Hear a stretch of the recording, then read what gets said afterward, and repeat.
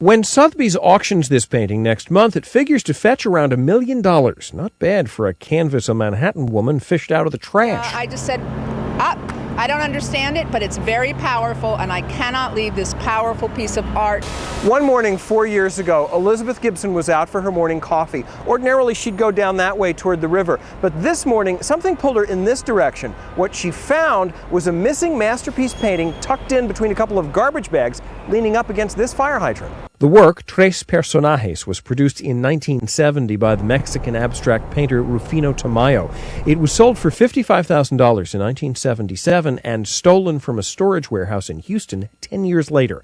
In a sense, Auguste Uribe of Sotheby's has been looking for it ever since. You know, when I first moved to New York in 1987, one of my first jobs at a gallery, Marianne Martin Fine Art, as a lowly gallery assistant, I was given the task of preparing the postcard which was announcing this painting's theft.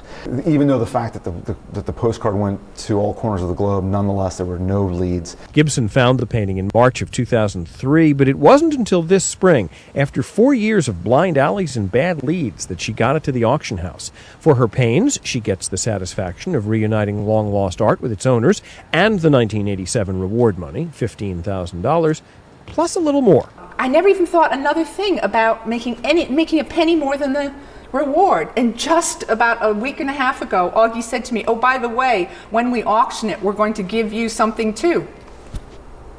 Congratulations.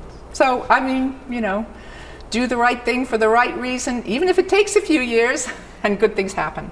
Uribe will run the Latin American art auction November 20th, where Tres Personajes will be a highlight. Meanwhile, he's keeping his eye peeled on Manhattan curbs. I'm always looking for things on the street. I've never had the good fortune of finding something like this, but certainly, this story certainly keeps one's hopes up. Authorities say they still don't know who stole the painting. Uribe says he thinks the thief wanted it to be found. That's why it was left outside the trash bags instead of inside. Still, it was only about 20 minutes away from being picked up for the landfill. Warren Levinson, The Associated Press, New York.